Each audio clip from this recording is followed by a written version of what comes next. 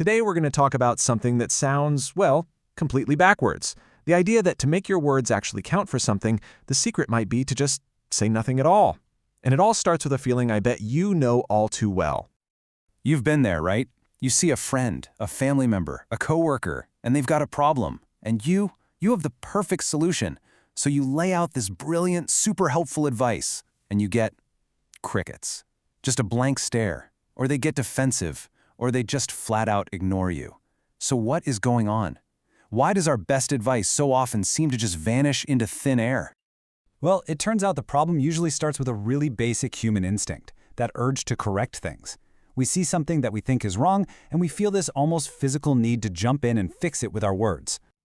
Oh, that little voice in your head is so loud, isn't it? You see the mistake about to happen. You see the better way to do something, and you're just thinking, I have to say something. If they just listen to me, it'll all be fixed. But right there, that's where we go wrong. Because here's the thing we forget. The problem you're seeing, it's being filtered through your life, your experiences, your way of seeing the world. It's totally subjective. The other person, they might not even think it's a problem, or maybe they just aren't in a place where they can even hear your solution, no matter how amazing it is. Okay, let's really dig into this, because this is where it gets interesting. Why does our totally well-meaning urge to help just fail so spectacularly sometimes? It really boils down to this huge mismatch between what we're sending out and what the other person is actually receiving.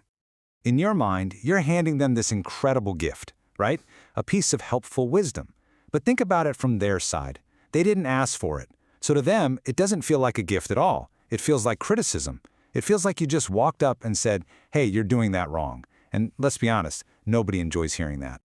And the fallout from this can be pretty serious. I mean, best case scenario, your words just get ignored, but it can get a lot worse. You start creating tension. You damage your own credibility.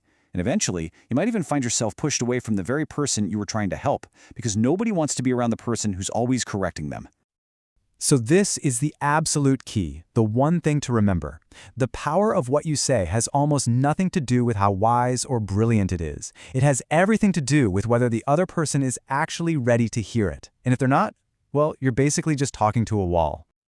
So if talking all the time is the problem, what in the world is the solution? Well, this is where we get to the core idea, and it's all about silence. But we're not talking about a passive, pouty kind of silence. No, this is an active, strategic silence. It's about building a special kind of energy. The source material has this fantastic term for it, your personal mass. It comes from the Korean word chilyang. The absolute best way to think about it is like gravity. It's this quiet, solid presence you build up that naturally pulls people in, and it gives your words incredible weight when you finally do decide to speak. And here's how it works. Think of your personal energy like a battery. Every single time you jump in with unasked for advice, doesn't matter if it's good or bad, you're draining that battery. You're pushing your energy out. Silence does the exact opposite. It lets you conserve that energy, build it up, and increase your mass. The source gives this amazing real-world example. There was a mother whose son just completely ignored her. So she got this wild advice. Just stop talking to him for 100 days. No nagging, no advice, nothing. For the first 50 days or so, she just watched and held her tongue. And as her constant push of energy stopped, the whole dynamic started to shift. The son wasn't feeling that pressure anymore, and he started to feel a void. And by the end of the 100 days, he started coming to her, asking for her opinion. So this is how you actually do it. And it's really important to see that this isn't about giving someone the cold shoulder, it's a real discipline. First, you just watch. You just observe what's happening. Then, by staying silent, you let your actual presence be felt. You're conserving your energy. And over time, you become this stable, solid anchor that people can't help but notice. All right, now we get to the really good part, the payoff. What happens when you've spent all this time quietly building up your internal mass? Well, my friend, this is when everything flips. You know, people are surprisingly intuitive. They can feel it when someone is grounded and centered and not just desperate to be heard. Your quiet confidence, your observant nature, it becomes this almost tangible force. You literally start to seem more substantial, more trustworthy, just by being there and not running your mouth. So you've done the work. You've bidden your tongue, you've conserved your energy, and you've built up this incredible silent influence. What's the ultimate result? What's the grand prize?